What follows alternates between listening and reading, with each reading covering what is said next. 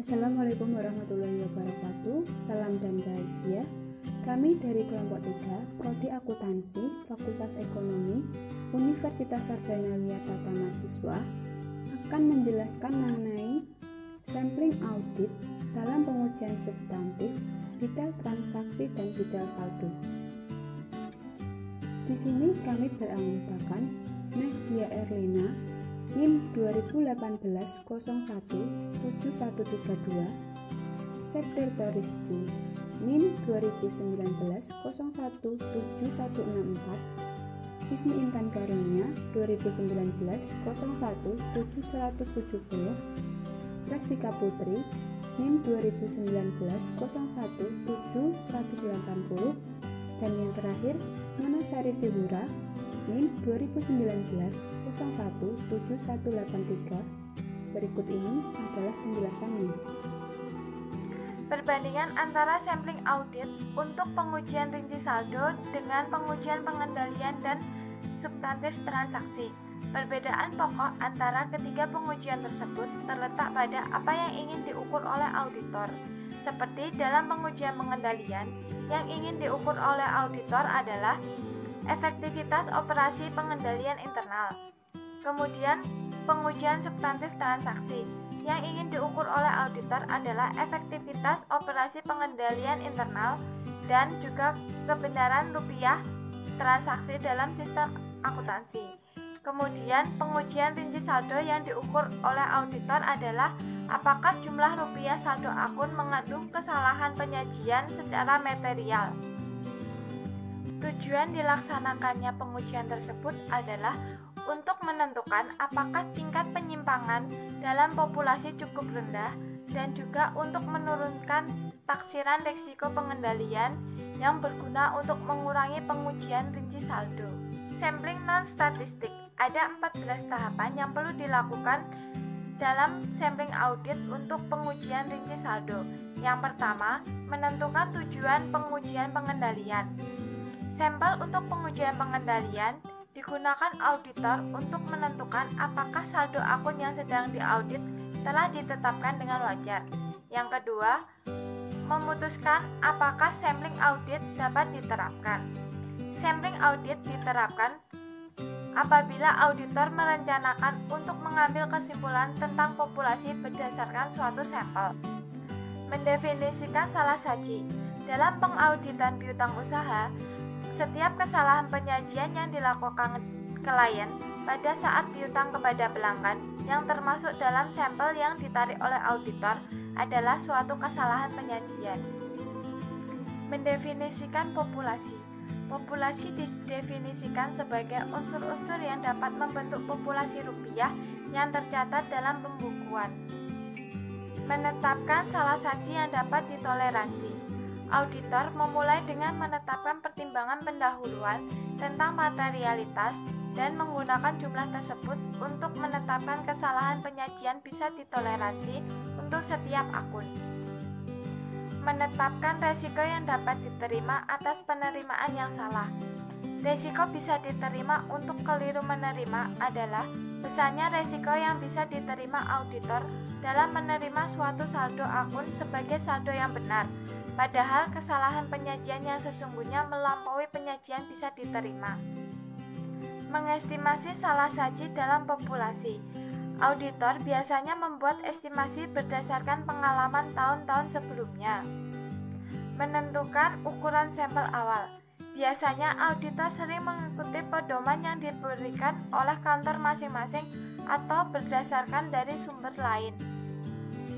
Kemudian ada memilih sampling. Untuk sampling non-statistik, standar audit mengizinkan auditor untuk menggunakan salah satu metode pemilihan. Sedangkan untuk sampling berstrata, auditor memilih sampling secara independen dari setiap strata. Melaksanakan prosedur audit. Auditor harus menetapkan prosedur audit yang tepat terhadap setiap unsur dalam setiap sampel agar dapat menentukan apakah berisi kesalahan penyajian. Menggeneralisasi dari sampel ke populasi. Cara yang dapat dilakukan adalah dengan melakukan proyeksi kesalahan penyajian dari hasil sampel ke populasi dan mempertimbangkan kesalahan sampling dan sampling resiko. Kemudian ada memutuskan akseptabilitas populasi. Auditor harus mempertimbangkan yang pertama, perbedaan antara titik estimasi dan salah saji yang dapat ditoleransi. Yang kedua, sejauh mana item dalam populasi telah diaudit 100%. Yang ketiga, apakah salah saji cenderung meng-offset atau hanya bersifat satu arah. Yang keempat, jumlah salah saji individual. Dan yang kelima adalah ukuran sampel. Selanjutnya ada menganalisis salah saji. Auditor harus mengevaluasi sifat dan penyebab setiap salah saji yang ditemukan dalam pengujian atas rincian saldo. Tindakan yang diambil apabila populasi ditolak. Yang pertama adalah tidak mengambil tindakan apapun. Yang kedua, memperluas pengujian audit dalam bidang tertentu. Yang ketiga, menaikkan ukuran sampel. Yang keempat, menyesuaikan saldo akun. Yang kelima, meminta klien untuk mengoreksi populasi. Yang keenam, menolak untuk memberi opini wajar tanpa pengecualian. Sampling unit moneter.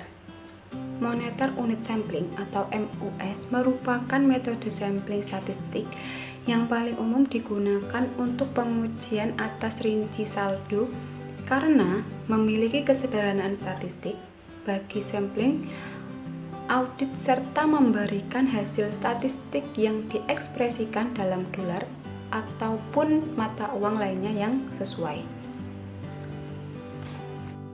Yang pertama yaitu perbedaan antara sampling unit moneter MUS atau sampling non-statistik. Yang pertama, definisi unit sampling adalah suatu dolar individual. Yang kedua, ukuran populasi adalah populasi dolar yang tercatat. Yang ketiga, pertimbangan pendahuluan mengenai materialitas digunakan untuk setiap akun dan bukan salah saji yang dapat ditoleransi. Yang keempat, ukuran sampel ditentukan dengan menggunakan rumus statistik. Yang kelima, aturan keputusan formal digunakan untuk memutuskan ekstabilitas populasi. Yang keenam, pemilihan sampel dilakukan menggunakan PPS. Dan yang terakhir, auditor menggeneralisasi dari sampel ke populasi dengan menggunakan teknik MUS. Selanjutnya adalah menggeneralisasi dari sampel ke populasi jika tidak ada salah saji yang ditemukan dengan menggunakan sampling unit moneter.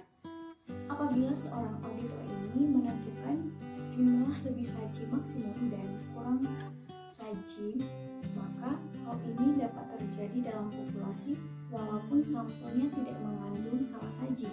Nah, hal tersebut disebut dengan batas salah saji atas dan batas salah saji bawah. Ketiga adalah menggeneralisasi ketika salah saji ditemukan. Nah, ada 4 aspek dalam menggeneralisasi dari sampel ke populasi. Di antaranya, yang pertama, jumlah lebih saji dan kurang ditangani secara terpisah dan kemudian digabung. Artinya bahwa batas salah saji atas dengan bawah dihitung secara terpisah dengan jumlah lebih saji dan kurang saji. Yang kedua adalah asumsi salah saji yang berbeda dibuat untuk setiap salah saji termasuk salah saji nol. Nah, jika salah saji terdapat dalam sampel, maka asumsinya itu digunakan sebagai persentase rata-rata salah saji untuk item populasi yang mengandung salah saji. Yang ketiga adalah auditor harus berhadapan dengan lapisan jumlah dari tabel sampling atribut. Artinya, lapisan tersebut dihitung dengan terlebih dahulu menentukan keyword dari tabel setiap salah saji, kemudian menghitung setiap lapisan.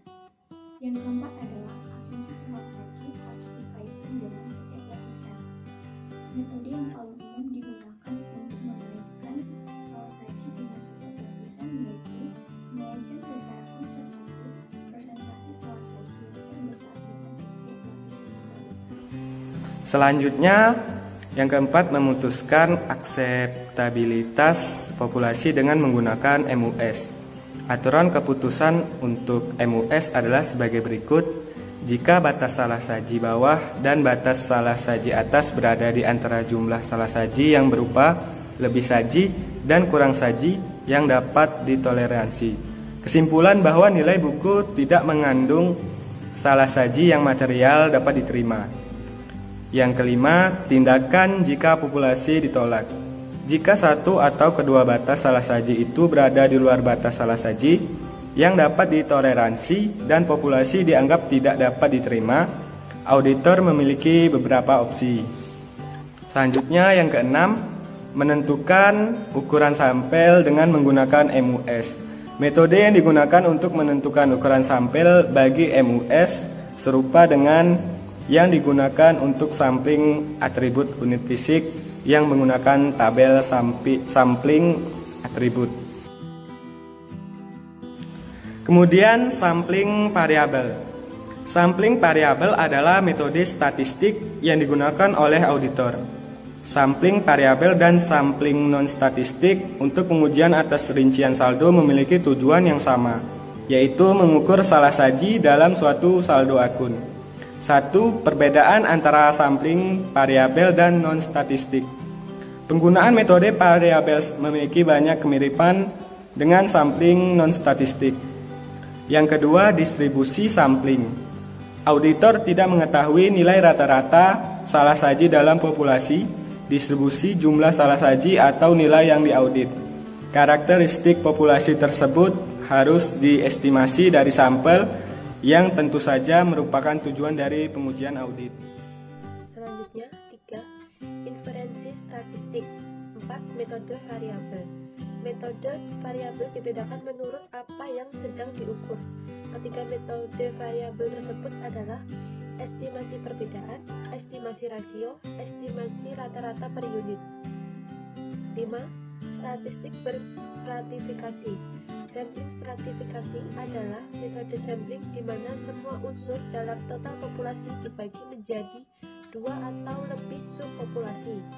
Resiko sampling, resiko yang dapat diterima atas penerimaan yang salah atau ARIA untuk sampling non-statistik. Untuk sampling variabel, auditor menggunakan ARIA serta resiko yang dapat diterima oleh penolakan yang salah. Slide yang terakhir adalah ilustrasi penggunaan estimasi perbedaan. 1. Merencanakan sampel dan menghitung ukuran sampel dengan menggunakan estimasi perbedaan, yaitu menyatakan tujuan pengujian audit, memutuskan apakah sampling audit dapat diterapkan, mendefinisikan kondisi salah saji, mendefinisikan populasi, mendefinisikan unit sampling, menetapkan salah saji yang dapat ditoleransi, menetapkan risiko yang dapat diterima, mengestimasi salah saji dalam populasi, menghitung ukuran sampel awal. Yang kedua, memilih sampel dan melaksanakan prosedur. 3. Mengevaluasi hasil akhir. 4. Tindakan jika hipotesis